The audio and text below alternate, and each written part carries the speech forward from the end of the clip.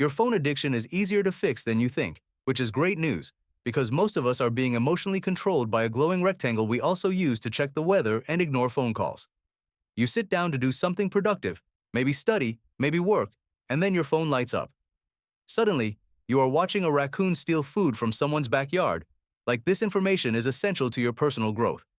The scary part is that you don't even notice it happening. Nobody picks up their phone and says, "I would now like to ruin my attention span for the next 45 minutes. You just tell yourself you're checking one thing, one message, one notification, one comment. Then suddenly you're deep inside a comment section argument between strangers who type like they were raised by a microwave. That is why phone addiction is so hard to admit. It doesn't feel like addiction, it feels like normal life. Everyone checks their phone in bed, scrolls while eating, and opens apps for no reason, only to leave feeling slightly worse. Phones are not evil. They help us talk to people, learn things, find directions, order food, listen to music, and pretend we didn't see a text until 3 hours later. The problem is that the same device that helps you live your life is also designed to steal little pieces of it. Your phone is a tool, but it is also a casino, a television, a social approval meter, and a tiny emotional escape room. So when people say, "Just use your phone less," that is technically correct in the same way, "Just be happier," is technically advice. The truth is, phone addiction is not fixed by willpower. Willpower is weak. You need systems. You need your environment to stop making phone use the easiest option whenever your brain feels bored, stressed, lonely, or uncomfortable. A lot of common advice sounds good, but usually fails. A dramatic digital detox feels amazing for a few days, but it only removes you from the problem temporarily. Making your phone boring can help, but a boring phone is still a phone. And motivation? Beautiful, powerful, completely dead by 8:17 a.m. because your brain wakes up tired and desperate for dopamine. So instead of trying to become a superhuman monk with Wi-Fi, start smaller. The easiest way to fix phone addiction is to remove the triggers before you need discipline. Most people try to fight the habit after the temptation has already started. That is too late. Start with notifications. Turn off almost everything. Social media notifications, shopping app notifications, random news alerts, game reminders, delivery app promotions, all of it. Your phone should not be allowed to scream at you all day like a needy toddler with Bluetooth. Keep calls and important messages if you need them, but everything else can wait. Notifications create fake urgency. They make your brain feel like something important is happening, even when it is just an app trying to pull you back in. The next thing that changes everything is getting your phone away from your bed.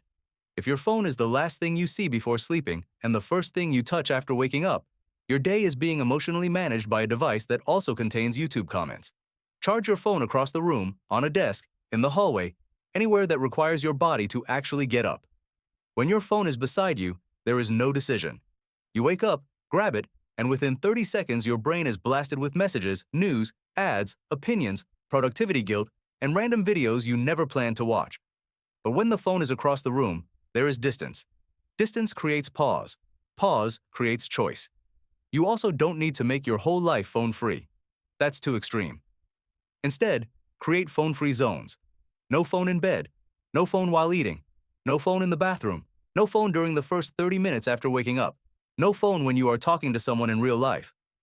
Another thing most people forget is that you can't just remove scrolling. You have to replace it. Your phone is usually filling a need: entertainment, comfort, distraction, or escape. So give yourself a replacement.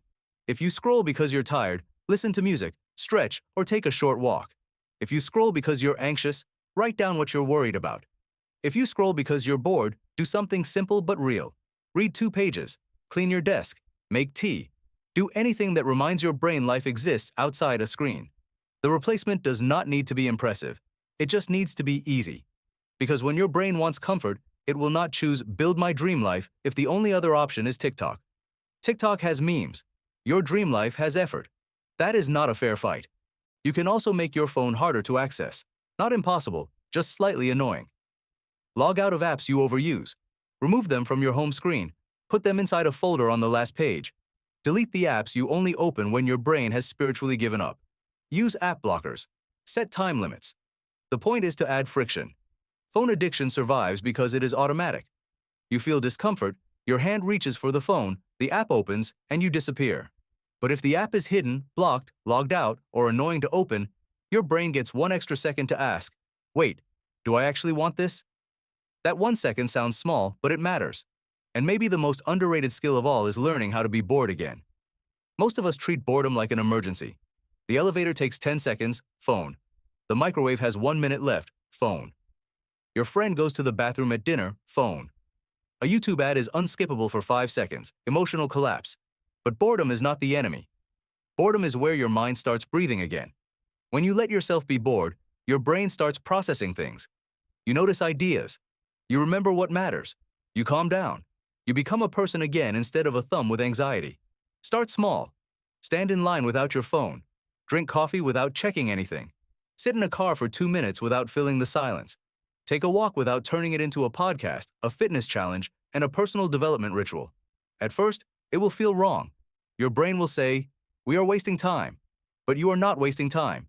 You are taking your attention back. The goal is not to hate your phone. Your phone can be great when you use it on purpose. The problem is using it without thinking. So before you unlock your phone, ask one simple question. What am I here to do? Send the message, check the map, play the song, take the photo, then leave. Do not wander into your phone with no plan. That is how it gets you. You fix phone addiction by changing the path of least resistance. Right now, the easiest path is probably grabbing your phone. So make the better path easier. Put a book where your phone used to be. Charge your phone across the room. Turn off the alerts. Block the worst apps. Protect your mornings. Protect your meals. Protect your conversations. Give yourself something else to do when you are tired, bored, lonely, or stressed. These changes sound small because they are small, but small is why they work. You do not need perfection. You need fewer automatic moments. One less scroll in the morning. One real conversation without checking your screen. One meal where your phone stays away. 1 hour of work where your attention belongs to you. That is how you get your life back. Not all at once. Piece by piece. Your phone addiction is easier to fix than you think because the solution is not to destroy your phone, reject modern technology, and move into the woods with a suspiciously wise old man who teaches you the meaning of silence. The solution is to stop letting your phone be the default answer to every uncomfortable feeling. Bored? You don't need your phone. Lonely? You might need a person. Tired? You might need rest. Anxious? You might need to slow down. Avoiding work? You might need to start badly instead of escaping perfectly. Every time you reach for your phone without thinking, you train your brain to leave the present moment. But every time you pause, even for 1 second, you train your brain to come back. And eventually, your attention starts to feel bigger again. Your mornings feel calmer. Your work feels deeper. Your conversations feel more real. Your thoughts get quieter. Your life stops feeling like something you watch between notifications and starts feeling like something you are actually inside. So yes, your phone is powerful, but it is not more powerful than the systems you build around it. Turn off the noise, add some distance, make a few rules, let yourself be bored, use your phone on purpose, and maybe, for the first time in a long time, you won't check your phone because your brain panicked. You'll check it because you chose to. And that tiny difference might be the beginning of getting your mind back.